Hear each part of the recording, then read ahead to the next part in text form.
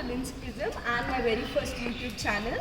And if you haven't subscribed to my channel yet, please do click on the subscribe button and keep supporting. And yeah, walk along, guys.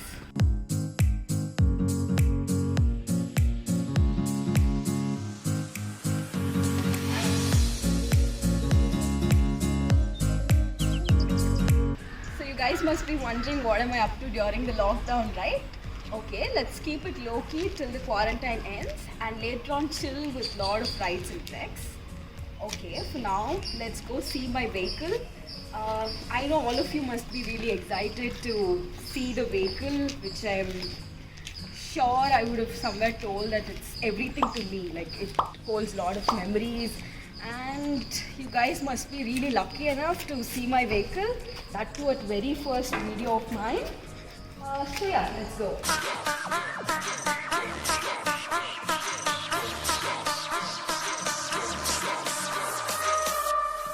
Let's go!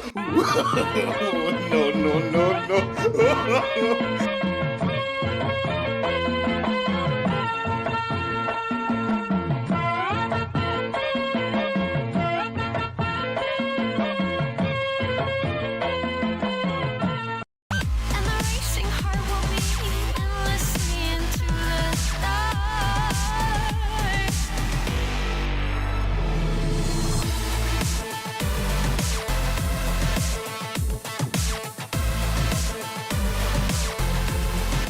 Today we're gonna look into some amazing facts about cycling, benefits of cycling, and also lots of motivation to do it quite often.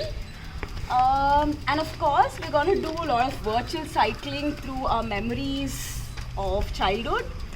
The reason I have this cycle, which is of stone age, is because it holds a treasure of memories. I think I got it around 8 years back when I was 13-year-old, and best part is I saved all my pocket money and I invested almost 4K on it, and I've done a lot of fun stuff with it, like racing to school, crashing down, doing wheelies, and even during recent pre-university days I was still the same.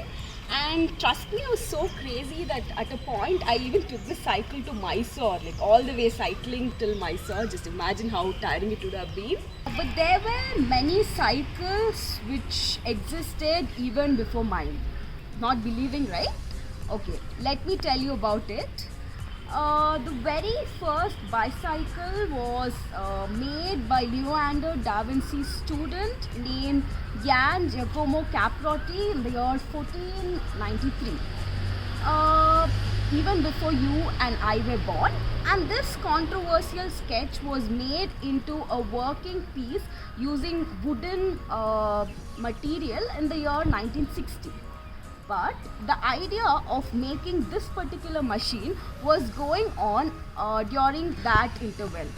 So I would like to show a few sketches I made, and which will help you to picturize that.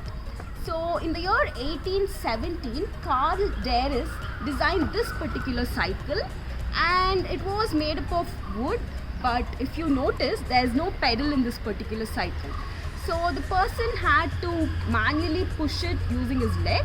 So of course it was not of much good. So later on in the year 1861, Ernest designed this particular cycle. But the disadvantage was the disproportionate size of the wheels.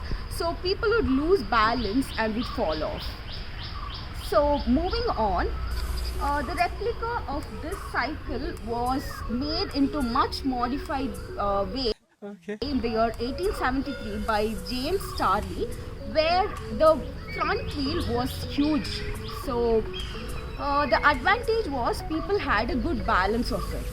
And with this particular model of cycle, Thomas Stephen in the year 1873 cycled around the world, which took him 3 whole years. And of course, next comes our model of cycle, which was designed by John Kemp Starley in the year 1883. The bicycle, which was once called as velocipede, starting from a mere sketch, didn't stop its evolution there. It has taken the form of mountain bikes, race bikes, electric bikes, and the one that would not even move no matter how hard you pedal it, like the ones in the gyms. And there are also some fancy bicycles, which is all called tandem bikes, where 2 or more people can ride on it.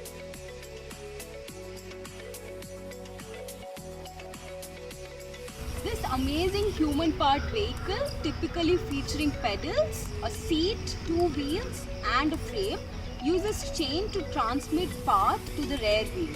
And from the time of its invention, it has been widely used in travel, recreation, circus, and its second common spectator sport. Currently, there are about 1 billion cycles in the world, and never underestimate this with your motorbikes, guys.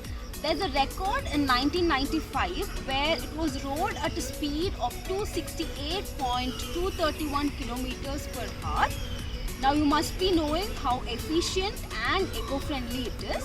On 31st May 1868, first ever cycle race was held. 2,700 miles being longest cycling race from Canada to Mexico.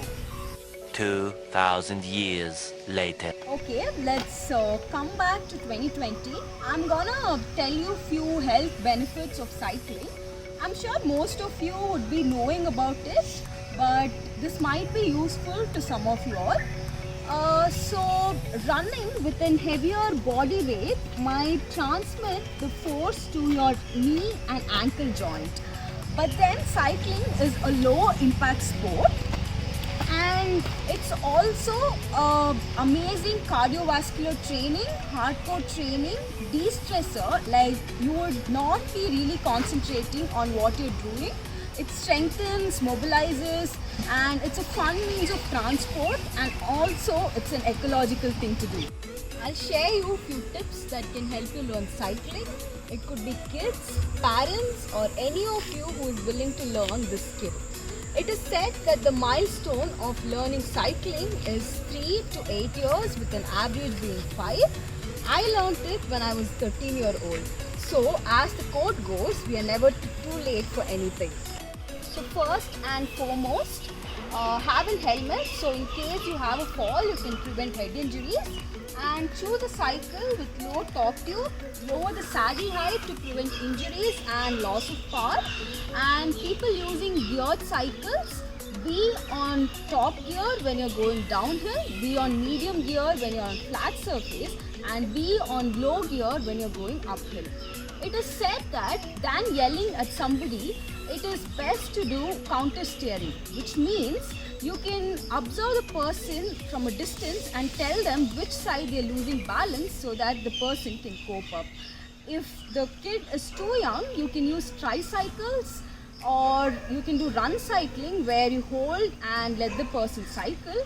And yes, always use the rear brake in a controlled manner to prevent flying off the handlebars.